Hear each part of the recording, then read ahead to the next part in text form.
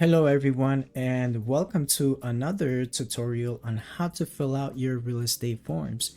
And in this video, we're going to go over the Memorandum of Offer to Purchase and Sale document. In the first paragraph, we can read that this document sets forth proposed terms to assist in the possible creation of the contract of sale, and it is not to be construed as legally binding. But what does this actually really mean? This means that this Memorandum of Offer to Purchase and Sale is a non-binding document used to outline the key terms of a proposed real estate transaction. It is typically completed after a buyer and seller agree on price and major deal points, and it serves as a structured summary for the attorneys to prepare the formal contract of sale. This form is primarily used by brokers and agents to clearly document the agreed upon financial terms, contingencies, and compensation structure before the binding contract is drafted. With that being said, let's begin filling out this form. We are going to scroll right back to the top here.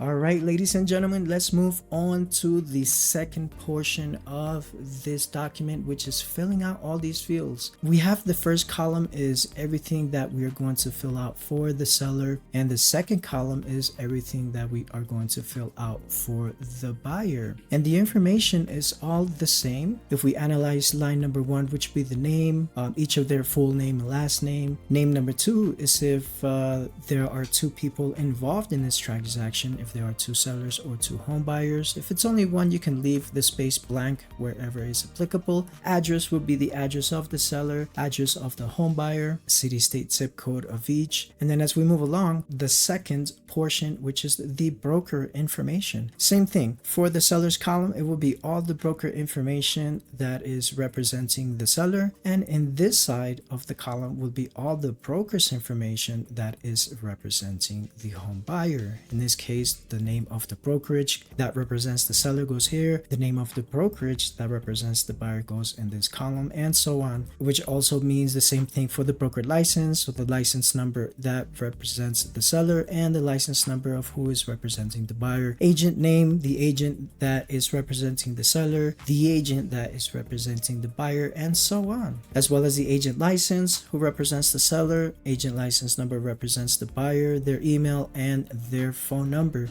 Let's go ahead and scroll down a little bit more to see the end of this page. And same thing for the attorney. On the left column, we put all the attorney's information of who is representing the seller, the attorney full name and last name, their email and phone number. Same for the home buyer, the attorney that represents the home buyer, their email and phone number. And then right here, it will be the property location of the property that is involved in this transaction, followed by the MLS number, which goes here. And then we move on to the proposed closing date of when this is to be closed. It is just a proposal. And then we move on to the proposed financial terms. Allow me just to scroll a little bit here, and we're going to stop there. So for the proposed financial terms, here we enter the purchase price of the property.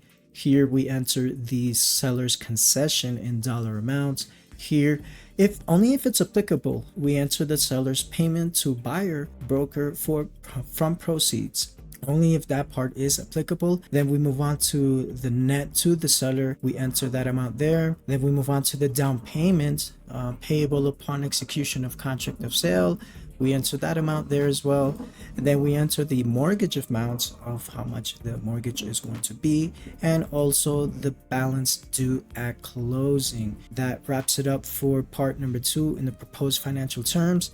Let's move on with the document as we are almost done here. For number 3 will be proposed contingencies. You can select the ones that apply here, and if it's other than we specify what is the situation there, you can write the details. Number 4 will be anticipated financing. You enter those details there, the type of financing, who is the lender, and the length of proposed financing. Contingency goes there. Let's move on to number 5, which is the personal property proposed to be included in the sale. sale, we enter those details there. And for B, person or property proposed to be excluded from the sale, we enter those details there if it is applicable. Let's continue to move forward with the documents, and that is it. Let's move on to number 6. Any cost undertaken by the buyer as a matter of due diligence to be the sole responsibility of the buyer. We throw those details in there. You enter that there as well. And finally, the signatures for acknowledgement of receipt only. Here we have the signatures of the two buyers and the date, or if it's just one, again, you can leave the other field blank. If it's two, you fold them up both. They would have to sign this by hand, or they can use a digital signature from an approved application. For the purchasers, we have two fields here. If it's one purchaser or if two people are buying this property, they enter their date, and that is it. Remember, this is not a binding contract. This is only a pre-preparation for the actual contract. All right, ladies and gentlemen, and that is it for this tutorial. That pretty much wraps up the memorandum of offer to purchase and sell. Remember, this document is not a contract. It simply outlines proposed terms to assist the attorneys in preparing the formal contract of sale.